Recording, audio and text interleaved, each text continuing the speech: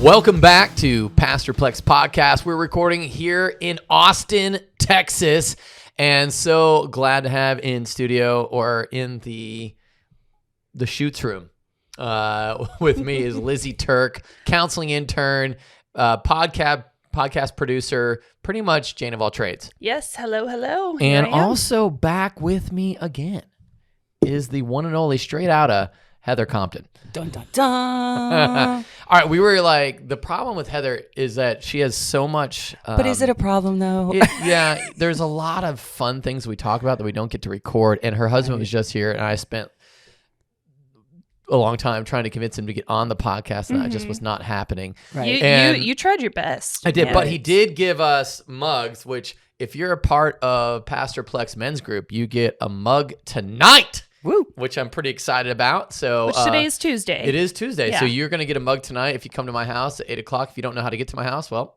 I guess you're not going to get a mug.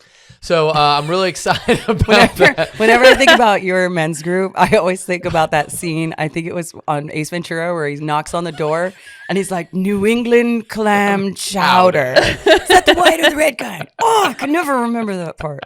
That's what you got to know the password to get in. That's how. That's totally it. It's a cool group. It is an insane group. It is, good times. Yeah, I can't really explain it in enough time, but I do want to talk about you. It's like it's another rabbit squirrel. hole. Okay, yeah. So I want to talk about what we were talking about last time. We talked about you and your husband a bit, and we talked about your business. I was trying to get into the business acumen that you guys have so rightly developed that has two of you having a 7-figure business in a warehouse behind our church, which I don't know if that says something about our church or about your warehouse. Anyway, so both. But it's really neat that you guys have pulled off. And but in our conversation last time, we got into a lot of what and this was not the direction I ever intended, but we got into what it was for you to support your husband who doesn't believe in Jesus but is a really good dude. And I was saying I would love to be a fly on the wall of your business house just to experience your dynamic. And you because you're rocking a shirt that says Jesus is my jam. And you said Brian bought my that. my husband bought that for me. Yeah. So he loves the fact that you love Jesus. He got like 6 of these different kinds of Jesus shirts for me because he knows that I serve outside primarily, and he's like, oh yeah, it's gonna get hot outside, so you're not gonna be wearing hoodies anymore. So I got to get you, the right gear for outside. Sweet. But it was like, you know what I mean? Fun. Like it's some of them I'm just like, oh, that's cute. It's like what your Jesus loving grandma would get you. Oh yeah, you know what I mean? I had a shirt that said iguana would be like Jesus had an iguana. Yeah. Oh, well, yeah. Like I've got one that I probably won't wear, but it's like I love Jesus, but I swear a little, and I'm like, that is So good. I probably won't wear it. That but, reminds me of an Instagram page called Christians Who Curse Sometimes. I'm following that page actually. I sent them Yes, to you. yes, I did. yeah. I sent that page. Anyway, squirrel. So I want to talk about what feedback you got this week from what you talked about last week. It's really interesting because I was, I have, like how you said, if somebody texts you, I need to talk to you right now. And you're like, so after the podcast went out, I was like, ooh, I wonder how this is going to go because, like I said, I felt like I was probably going to get a lot of femme hate for that, because it wasn't, a lot of people just want to rely on the excuses instead of the ownership of their part in whatever. So I was approached by a lot of people, more than I expected. Well, more than I expected because I didn't realize we had that much of a following. So that's really exciting. We do, which is interesting. Yeah, not interesting to me. I mean, I love the podcast. I'm listening to it all the time. So, but yeah, I was approached by men and women alike. All right, so did you get femme hate? That's the not any to my face. Okay. So I've femme positive. It was femme love. I did get some like, oh hey, okay. So I see you're on the podcast, and I was like, oh, what does that mean? I like like, oh good for you, and so I was like, yeah, 3 episodes, what's up? I think we actually lost an episode. Yeah, no, this is the 3rd. Oh, that's what I'm saying. Oh, like, right. Yeah. Yes. So Yeah, no, that's We didn't lose an episode. We did not lose. No. What are you talking about? I was like, you guys are off count, man. I know. See, listen, I had my coffee at 6 a.m., so I know where we're at. I'm like 3 sips in. But the guys, I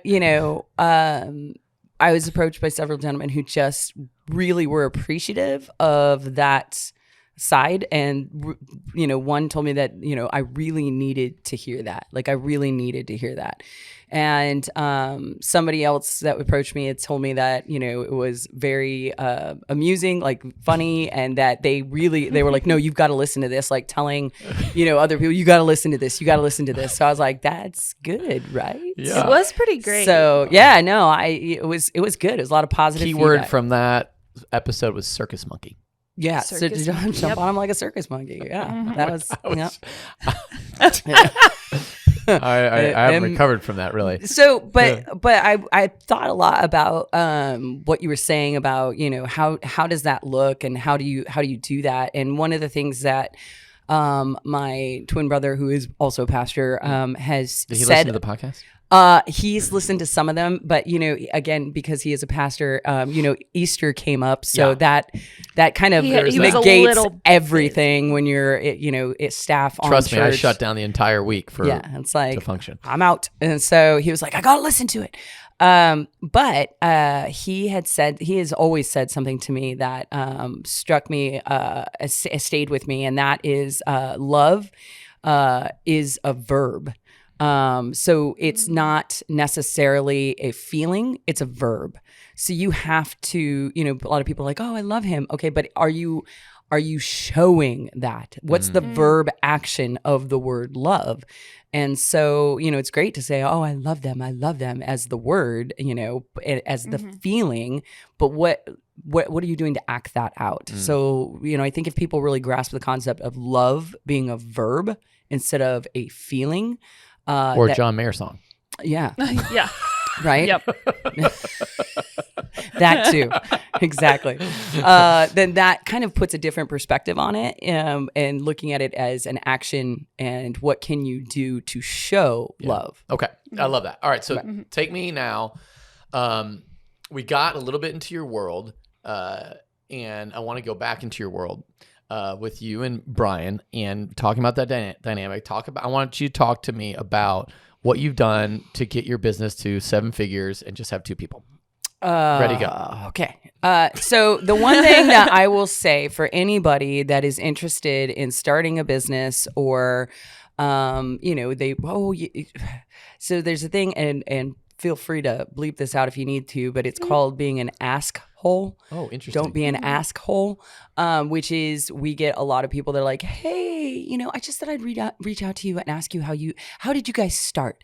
That makes me want to slam my head into the wall. And same with my husband, because everything that you need to know about starting a business is available online. Any question that you have, legitimately any question that you have, you can type into Google and it will lead you down all the paths. The problem with people today is it's instant gratification society. Right. So just with dieting or anything else, it's like, well, girl, how'd you lose all that weight? Oh, well, I went to the gym and I ate right. Okay, but what else did you do? I want to do the part that isn't hard. And so that's why people ask the questions, because they want the easy answers so they can just copy and paste. And that's not how you do it, because what we do is not going to work for everybody else. How God blessed our business isn't maybe the way he's going to bless yours. So, that's the blessing isn't the same. You know what I mean? Well, and this, and just because church planting is entrepreneurial. And so that's kind of the world that I live in. Nobody wants to look at church as being a business, but it is. It is. But the strategy, like the one thing I've learned, because I've been to every church conference and blah, blah, blah, blah. What I've learned is like, so for example, Rick Warren wrote a book called The Purpose-Driven Church back in the 90s. And I remember reading it when I was early 20s and was just like crying in tears, reading it, going like, I wonder if I could do that. And then what I realized and what he said in that book, because he laid out his strategy, it was essentially send out, 250,000 letters to every person. He figured I might get 1%. And then, 200 people showed up. And that took a lot of work, a lot of entrepreneurial thought process. But the thing is, I think he prayed, like he asked God, and And what I've learned is that, and this is just basic evangelism. You know, you want to pray to God about men before pray to God about men before you talk to men about God. And I think that has been a real emphasis for me. And I've seen it, I don't want to say it work because that sounds so like I figured it out. But the whole point is that there isn't a strategy of church planting that, you know, you could just like copy paste. It is all about spending time with God. It's all about doing the hard work of evangelism. It's all about, you know, the sales calls. I was recently with another entrepreneur, Matt Teifke, who is a real estate guy, and he does cold calls every Wednesday. And he was on my parking team for Easter. He was amazing. He's amazing. So in fact, I was supposed to be on his. Oh well, sorry, Matt. Oh, it's tomorrow. Never mind. It's Wednesday. Okay, sorry. I was like, I got confused. Squirrel. Yeah, Squirrel. sorry. This Sorry. episode will release Wednesday. That's true. All right. So every good. Wednesday morning at 9:15, I jump onto his sales calls. He does cold calls every Wednesday with his entire team. They just cold call people, and he does sales with them. He helps real estate agents get sales, and I sit there and I go, wow, like I wish Christians were this motivated about selling Jesus, so to speak. Right. But the thing is, he has all of his agents that he is trying to help, and he meets with them every Wednesday morning, and they just do hardcore cold calls. And I was like blown away by that. But that's evangelism. We send people out every Tuesday, Thursday, and other days to do literal cold call evangelism. And does it ever pay off? Maybe. But what it does, more importantly, is it seats into the people how important sharing the gospel is, or like it's easy to do. And I think that's probably the biggest hurdle. So talk to me about, you picked a strategy and then you went with it, I'm assuming. Right. Well, I mean, again, it's like you said, you know, talk to God first, right? Before you talk to people. So I think, you know, I've always been led by the Spirit, whether or not I've realized that it's the Holy Spirit leading me, or it's just when people say, oh, trust your gut. Well, that's pretty much the Holy Spirit. That's what we've told our kids. You know, if you're doing something and you hear you have that little feeling like, ooh, mom and dad would kill me if they knew I was doing this. I told them that is the Holy Spirit talking to you. If you hear something that's telling you that what's right and wrong, and you know it in your heart, in your gut, that's the Holy Spirit. Follow that. And that, I think, helps get you more in tune with that. And so knowing that, you know, my husband was not. Yeah, he was so much. I knew he was capable of so much more. Like I just knew that. Okay, how? Intuition. You're just you're a woman, and you just know. Well, when somebody's happy, they're pretty much so blatantly happy. You know what I mean? Like you're like, oh, that's a really happy person. Right. He was not. And I could see when he was happy because he was writing, you know, things for when he was doing social media on the side. So he was a mortgage underwriter, and then he had a friend. It laughs every time you say mortgage underwriter. Because I'm telling you. Mr. Incredible just pops into my head, 100%. and I'm like, sorry. It's 100%. Like, especially when that one guy and he puts him through 4 walls, like that is looking at my husband 100%. We're all laughing because we all have seen my husband. And like, listen, I know this. We need to get Brian on the podcast. So if you are listening to this and you see Brian at any point, would you please encourage him that his that'll voice be a needs fun to be heard. conversation for you. It might get you. No, feel free. No, go ahead and approach him. Like, after you explain that he's or like when they Mr. see Incredible and he'll punch you through walls. Sorry, back to the subject. You know, he had a friend that owned a business, a tactical type business. So where they didn't sell guns, but they sold parts for guns, so you could build your own ARs. They had, you know, the 5.11 tactical pants and all that stuff, right? And so the name of the business I cannot say online because it does have a curse word in it. So it's Tactical SH, use your imagination. That was the name of the business. Tactical stuff. Right. That was right. Yeah. So he, the owner of that business, went to the same gym that Brian did and was like, hey, talking about social media. And at that point, their account was, I believe, at 3,000 followers. And that's when he asked Brian if he'd be interested in taking over the account and running it. And he would get a percentage of sales if people went through the social media account. So if there was a link that they clicked, it would track the sales. And so that's where he would make money. So Brian, when he was writing and posting and working for their account as social media, it was like seeing a different person. And so he would write these things, but it would be as the name of the account, not as him. Right. And people would just wildly respond to what he was writing or posting or what. It's just like he knew. And so to see him in this avenue and then to see him come home from this avenue, see him come home from day of mortgage underwriting and be like, wah, wah. And then he would sit down and he would just light up when the responses would start coming in. I was like, okay, you need to do this. Like, you need to do your own page. You need to be you and not behind somebody else. So he, through that though, we did start social media account work for many people in the tactical industry. So every year there's like a conference in Vegas called SHOT Show, and we would go to that, and we would get, people that, some people at the church, we actually said stuff and they're like, oh man, I've always wanted to go to SHOT Show. And I'm like, oh wow, you know what it is, cool. So, we would pick up accounts that way, and we ran a lot of social media accounts. And the one that he started with, he took from 3,000 followers to over, I believe it was 350,000 in just under a year. Wow. So he grew the following by that much. And so if that wasn't hold on. Let's just, I think and it was artificial. So it wasn't him. Organic is what you would call it. It's organic. So not artificial. It was organic. So hold on. So he didn't pay for say those it. numbers again. Yeah. It went from 3,000 to 350,000 ish. Right. Doing the math, that's like times 100. Yep. That's impressive. Okay. So yeah, without having to buy a following. So you can still buy followers. Like, you can do that on social media and to build your accounts. And a lot of people do. And that's neither here nor there. But we did not do that. So you saw that. Okay. Let me just say this too. This is one other thing I say about entrepreneurship. When you are passionate and competent about what you do, you're never tired and you're never poor. Right. Because you're living in complete purpose. Right. Whenever your purpose, you don't care if you're sleeping on a floor or a dumpster or whatever, because you have so much purpose in you that's why you can have the drive. Because if you're an entrepreneur, you're going to work the 80, 90 hours. And I feel like that's the commonality that I've seen in entrepreneurs. My parents were entrepreneurs, and I remember that before my dad quit like his regular full-time job, he was always working in the evenings, but he was happy and he was passionate about it. And I think that's the sacrifice is what people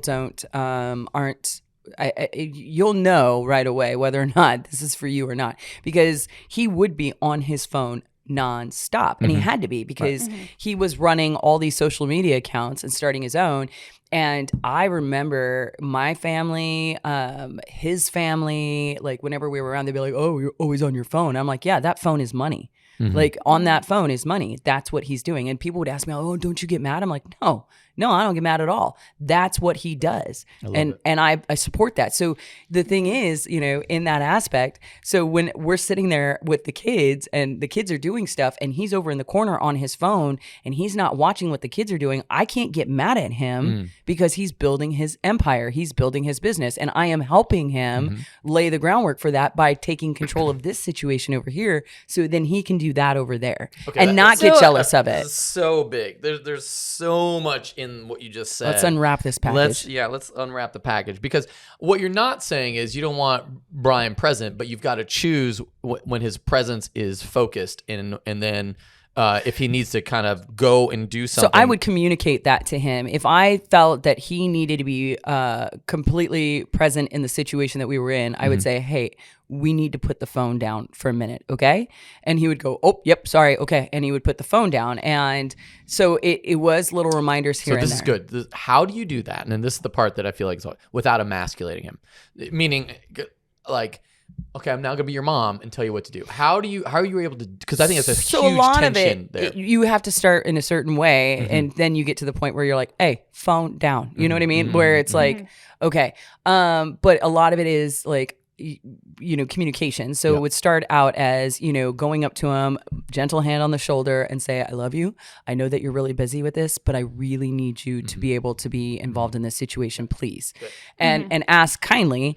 And then, again, it's like when you're in the dating stage, everything's really sweet in the very beginning. And then you get to the end, you're like, hey, put down the freaking phone. You know what I mean? And it's like, like now your reality is of using the bathroom in front of each other. It's like, yeah. Well, I think it goes back to this is why I always tell ladies in counseling sessions of asserting the need, because there is a sense of men in general may not be super in tune to what the emotional state of different things are going on. And so a help of, I need your physical presence and your voice, your loudness, your strength to be oriented towards the family for a moment so that you can bring back order to the chaos. Yeah. And also being aware of the situation. So like if I knew there was an event coming up and I would seriously go, okay, is this something that I need him to be involved in, or do I want him to be involved in? So there's two different things here. Needing is he needs to be involved. Wanting is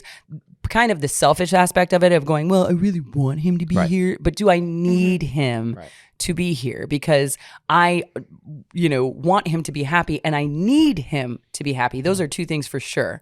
So when he's happy, I'm going to be happy. So I need him to be happy, but I have to look at the situation and go, do I need to pull him away from this for this? Or is this just kind of like, okay, it's a spelling bee. Woo, there's like 4 a year, something like that. Yeah. So as someone who is not married, I have a question for Congratulations. you. So how would you go about, like, because I'm sitting here thinking, well, like if I was married, there might be things that I would want my husband to be a part of. Would you still even voice those times where you were like, well, I want him to be here? No, because then you're causing a situation for conflict. Yeah. Because if you're like, listen, I don't need you to be a part of this, but I really want you to be a part of this. Passive aggressive. It is passive aggressive. It's 100% passive aggressive. Yeah. So you have to look in yourself and go, if we're going to do this business, I have to sacrifice. So I have to be okay with letting things go. There are times where he would not come to bed until 3 or 4 o'clock in the morning, and I would be up at 5 or 6. So there is no time.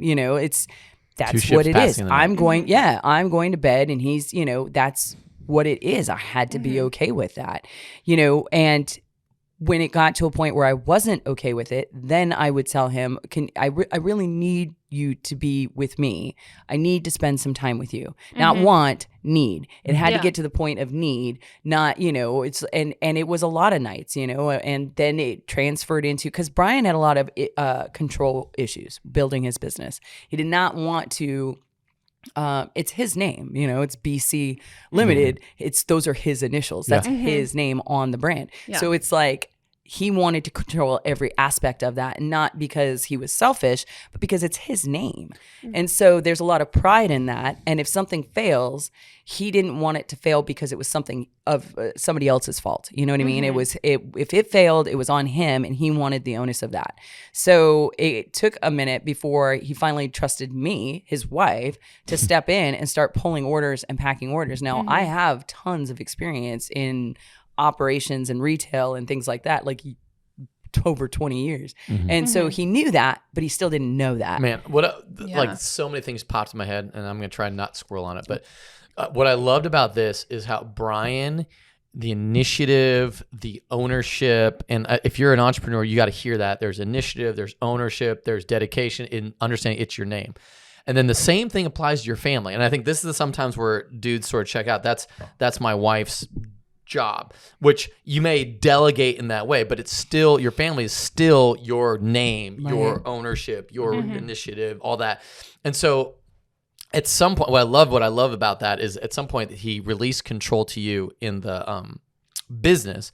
And then I'm sure there's a place where I feel like a lot of men, they release control too soon in business, and it loses the brand. I don't know if that's the right way to put that, but yeah, I mean, the thing is, it's just like, the cornerstone. He is the head of the family. He has to build that firm foundation before we can add to it. And so you need to do that in business, but you also need to do that in family. And that is like, if there's one thing I feel like my weakness would be is like, I'm all about, and this is where, I'm all about the church and church.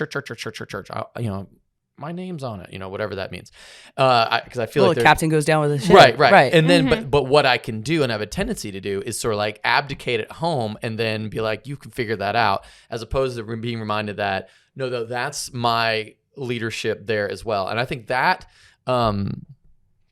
I've been just the only reason that comes up in my quiet time of recent. I've been looking through 2 Samuel and watching David just doing great as a king, killing it, and then his family falls apart. Right. And I feel like what I really love that you're bringing up. In fact, the couple times where David pulls it together is he has a trusty, the general of his army, Joab, goes, bro, you need to pull your together, right? And you need to go and act like a king. I wish it said that in the Bible. So good. So I feel like you. This is why every great leader needs to have people in his life that can help point the direction of his eyeballs to see where his attention is needed. Right. And also great leaders also lead by example, and it's somebody that you want to follow because you see them doing the work also. Yeah. And so, it all of the work, like, and if it's just a business, let's go back to business out of family. Sure. But like, cleaning the toilets in our warehouse and sweeping the warehouse and everything. And so it's funny because we've had people come to work for us and, we have them kind of do grunt stuff. Like, you're going to take the trash out and you're going to break down the boxes and you're going to do this. And they're adult males, because at a certain point I am not okay with having females come into our business at this point. Right. That's just protection of myself, and also a lot of women see, oh, there's power, and they go for that, and so it's like, no thank you. So it's a men's apparel and lifestyle brand, so we have men come in and work there, but a lot of men come in and they're like, you want me to do what? And I'm like, listen, we've done all of this, we're not asking you to do anything we don't do on a regular basis. And so, there's that. But we started started in social media, understood and grasped social media, because if you don't grasp social media and how to understand that, you're not going to do much with your business. You just have to understand social media. So we did that primarily, and then we started getting into hymn writing and building his own. Wait, so hymn writing? Hymn writing, Brian writing, because he was writing. I'm sorry, right. I thought we were like hymns. Oh wow, we're going. No, Brian started writing for himself, started his own page, and kind of branched off from where he was.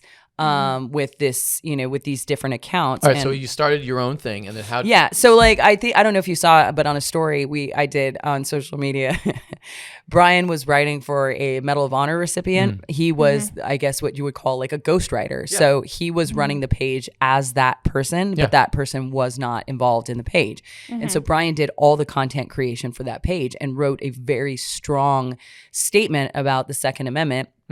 And Fox News grabbed it and contacted this Medal of Honor recipient and wanted to speak to him about the power of that statement. Yeah. And he was legitimately a pumpkinhead. Like, we just, we had to coach him on, like, we had calls with him and we're like, listen, you can't talk like you ate a box of crayons. Like, you have to have intelligence, because, and we were like, oh my gosh. And so he actually went on and interviewed. It was awful. He was like, but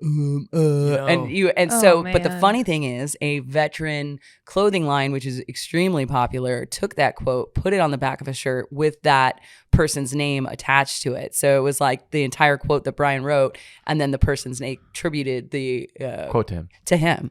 And so it was crazy to watch. Wow. Like, no, Brian did that. You know what I mean?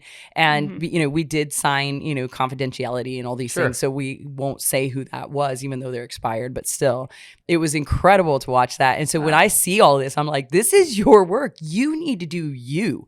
Like, this guy's getting on. All right, so tell me how you guys, like, where are you guys at now? Like, so he ended up finally, like, of course, this is the fine line that you have to walk when you have somebody who is not in faith and somebody who is in faith, because to Brian, it's very factual, and I need to see this, and I need tangible proof. And me, I'm like, you can feel the wind, but you don't see it. It's there, and that's my faith. So I'm like, I know it's there. I don't have to. I feel it. I don't have to be able to touch it. I know it's there. And so I knew all the promises. So in your gut, I knew all the promises of God. So I knew that God was not, if this was where he was leading me, which he was, that he was not leading me there to let me fail. So and when you communicate that to your husband, he's like, no, okay.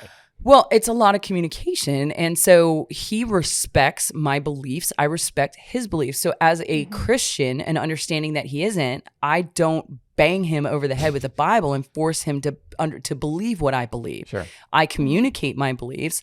And when it gets to the point where he's like, tangible proof, I'm like, I don't have that for you. But I'm okay with that. The Bible is tangible proof for me. To him, it isn't.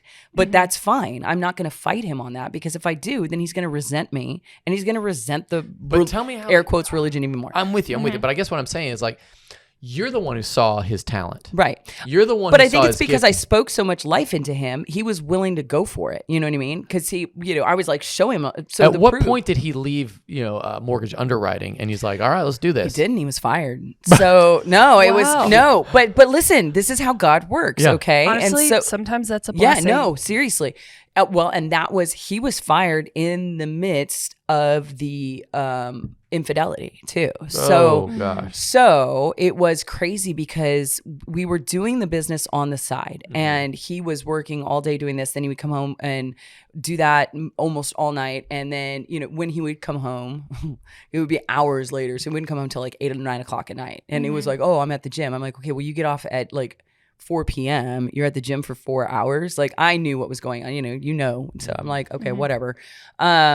And so it was this, a lot of praying on my part, and then things started falling apart. And it was, we were looking at, possibly having our vehicles repossessed, and then were we going to be able to make the rent? And we got to a point where we were utilizing the food bank at the church that I was going to, because we didn't even have money for groceries. And then one of the connect groups that I was a part of for Christmas stepped in and gave us, I want to say it was close to $1,200 and gift cards to Target. So we were able to get presents for the kids.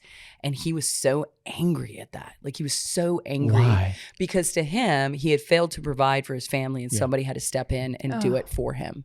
And so there was so much anger about that. And that was, of course, December. So in between December, that's like, I still would try and keep up with the business and keep up with the family, and there was infidelity going on and all this stuff. And I'd already written out my apology to him and owned my end of it, and just had to keep having, faith that God was going to move mountains, and living a Job moment, except the walls didn't fall in on my family and kill my family, and I didn't have sores all over my body, but I felt like it. I felt like it. And so I really dug into Job during that time, because I was like, okay, I've got to understand this man's faith, and I've got to hold on to this. And so, that's kind of what we did. And then all of a sudden he lost his job, and we had to be all in on the business. We had to be all in. And that's when we started saying business first instead of other things. It was business first, because if this business does not make it, we will not survive. Okay. So give it to me. Tell me so you were at some point you had like 1,000 followers or something. Oh, we had more than that. Okay. So we got a lot of followers from the page that he had grown, because they understood that he was writing for it. So they all, kind of went over there, and then so it was like 10,000 or something like that, or what? Oh, it was more than that. He was close to, I want to say 25,000. Okay, 25,000. 25,000. And then where are you at today? Oh, geez, I couldn't even tell you. I'd have to look at the business page. He deleted his personal page, which was huge. Also, when everything went down, he deleted his personal page and just stayed with the business page. So his personal page is not that great, but the business page, I want to say I think the last time I looked at it, it was 60,000, but I think it's over that now. I don't know. I know our TikTok, we just started a TikTok account, and in a month we're at 10K on TikTok. So that's pretty crazy also, but yeah, it looks like on Facebook y'all have 51,000. Yeah, 51 likes. Yeah. Wow. And then Instagram is a whole different ball game. But so we started growing the business, and then he was all in, and that was like the middle of January. And then the Middle of January of what year? I want to say 20. I want to say it was 20. We started the business in 2018, and then 20 because COVID hit in 20, right? Okay, so that's when. So that I want to say it was 20, and February 15th was the day that I received a DM from a anonymous person that let me know that there was infidelity going on. And it was the actual person that had a burner account that reached out to me. Nice. So I, showed it to him immediately because a lot of times it was a lot of denial when I was asking before. And I said, okay, well, what is this then? And it was a total breakdown moment. And then we, pretty much there was a lot of denial. And, oh, it's this crazy person. And then they started sending pictures and screenshots of conversations and everything. So I was like, and then it was like, oh, well, there's apps that can, you can manipulate to make them say that. I'm like, stop it. Just stop. So I looked at him and I was like, he looked at me and he's like, business first. We have to do this. And so we ended up finishing the day for work and completely put that aside. Within an hour, we put it all aside and just packed shirts and packed clothes and did all this stuff and got it all out. And then I was like, what are we doing? Like, we're either in or we're out. Like, what are we doing? And so he decided to be in. Still did not fully own it yet. And I said, if we're going to do this, then this, and this needs to happen. You're not going to that gym anymore. You're not going to do this anymore. You're going to do this. This is what we're going to do to fix this and work on this. Usually I'm the counselor that has to help people do that. So Right. Did you guys just figure that out on your own? Yeah. 100%. And Wow. and I had told him, that God told me not to leave him, and that this was going to get fixed, and that we were going to be okay. And so, So what is his reaction like whenever you're saying like God, when Okay. God tells you something? Yeah. He Okay. just okay. yeah, okay, if that's what you feel, okay. Yeah. And so that's what happened, and that was February of 20. March. Now I was constantly serving at my church. I was worshiping. I was like nobody's business, tithing with whatever we had. And I mean, when I say pennies, if that's what I had, I would tithe pennies. I would not tithe. And how did that go with Brian? He knew it was important to me, so he just let me do it. But I was at the church a lot, and there was partial, I want to say it was flesh, like you were talking about in the sermon on Sunday, but it was one of those like, maybe if I serve more, God will do this quicker. And it wasn't about that because God already told me he was going to fix it. Right. Mm-hmm. But I was like, maybe if I do this, he'll know how serious I am. And so it was this weird line that I walked of knowing that God was going to fix it. But maybe if I just did this more. It's so hard. It wasn't for accolades. It was for maybe God will realize how much I love him. I'm totally with you. We operate out of the flesh. For so many reasons. It's like a contractual. It's a contractual thing Right. with God. Like, Right. God, look what I did for you. So therefore, come on. Right. Well, and it wasn't like I was expecting him. I was hoping. You know what I Sure, mean? I was like, sure. please. Yeah. But I love what you said. And because this is, I think people need to hear this. When you are operating in the Spirit, and if God has told you something that's going to happen, then all you have to do is receive it. And I know that sounds so, if you're not a Christian, what I just said is just like bonkers. Yeah. But if you are a follower of Christ, this is why I always tell people, like, God told me I should marry this person. Okay, well, then you don't have to do anything to like sort of make that person want to marry you. If God told you that's who you're supposed to marry, then it's going to happen. So you don't have to sleep with them. You don't have to, anyway, Right. that's another whole story. Ooh, bazinga. Anyway, I feel like people can go with the God card on a lot of things, and then it looks like the flesh is making something happen. Right. And because for me, from my perspective, like we got this gift of this land, and I'm like, I don't know how this is all going to work out. I don't know how we're going to raise $3 million. I don't know how we're going to get a loan. I don't know how we're going to do all the things. And what I've stopped doing is worrying about it. Yeah, the overwhelming circumstances is what makes us so hard to accept that, because it's almost supernatural odds that you come up against, and the flesh can't comprehend the miracle. It Right. just can't Yeah. until the miracle happens. And then people go, well, how did it happen? And you're like, God. And then they're like, what do you mean? And you're like, it's so insane. And so it's very hard to comprehend that God's going to fix it when you're going to a food bank for food. You're possibly going to lose your house. A mistress is DMing you on social media and your business is struggling. So Okay, how do you man, sit there's there? so much here now. That Right. like the mistress was DMing you. Yeah. Like to try From and a get rid burner of you? account.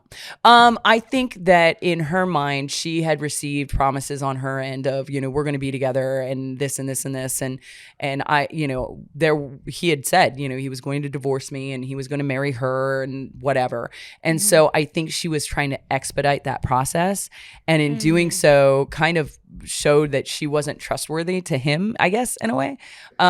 So she was thinking, well, if I do this, she's going to flip out and leave and then he'll be mine. Wow. And that's not how my God works. So my God restores, and I knew that. So nice try, but no. And I didn't rise to the bait of, flipping out on her because I knew what her goal was. I knew.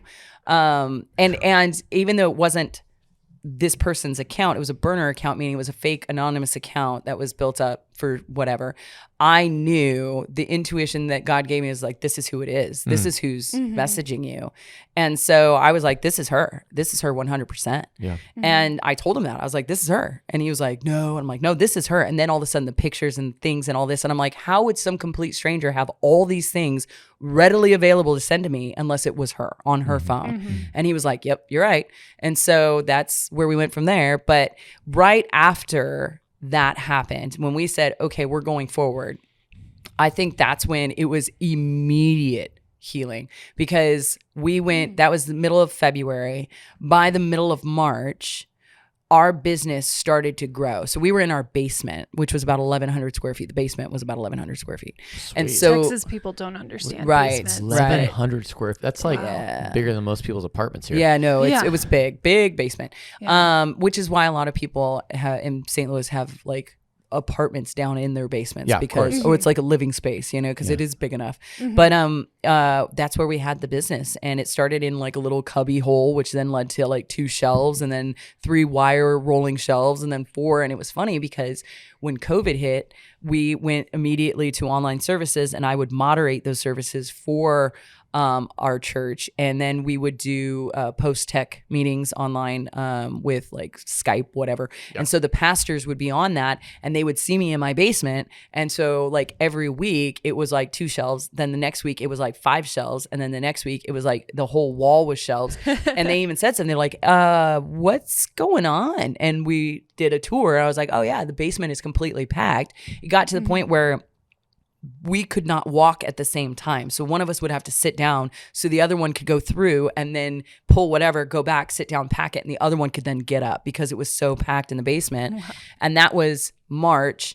March of 2020. Of 2020. Wow. And then by April, we started looking at getting our own business, like outside of the warehouse, like, okay, or outside of the your basement, house. Yeah. like let's get a place.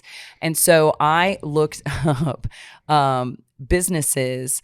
I was like, we were going to do a photo shoot at a, what do you call that? A box, which is where they do CrossFit. Because the owner, I paid him money to let us take pictures in there because they shut down all the gyms. And so we needed to take product shots. So he let us go in there and take photos, opened up his thing. And we were like, oh, let's look at in this area, because it was like a warehouse area. And I typed in that address specifically of that business and said, warehouses, that address. And the first listing that came up, I clicked on, and I was like, this is like 5 minutes from our house, not even in the same direction of where this warehouse was that I was looking up. I was like, this is 5 minutes from our house.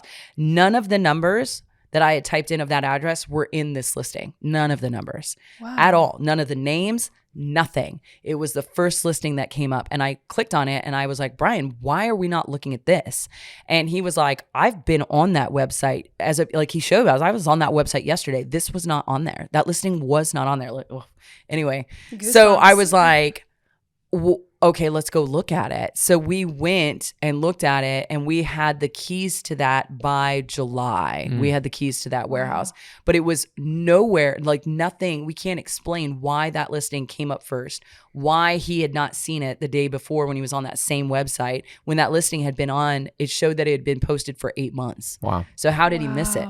And how did it show up first in my Google search when nothing that I put in that search was the same? Like Would have nothing. tied it to that. Yeah. So I was like, God's wanting us to get to this warehouse. So it grew. We got 5,000 square feet. Within a month, we went to 7,000 square feet. Within another month, we had 1,100 square feet. 11,000. So we kept, 11,000. 11,000 square feet. So we kept knocking out the walls of the units next to us because all of a sudden they wouldn't renew their lease and they would move out. So we knocked out all the walls and just expanded our entire warehouse, and we had a gym, and I mean, it just started blowing up like crazy.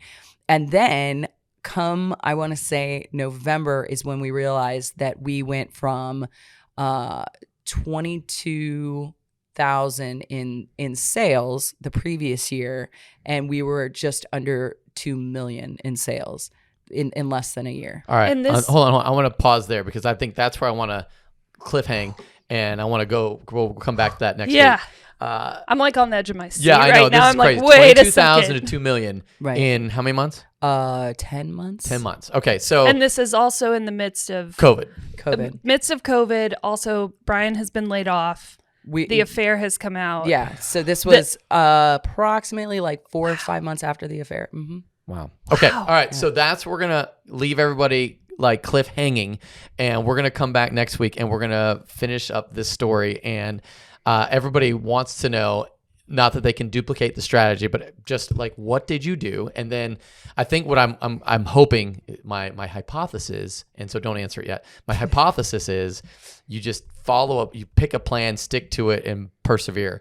And then that's kind of how it happens. So I would love to, we're going to answer that next time. Yes. That's what we're going to leave off here.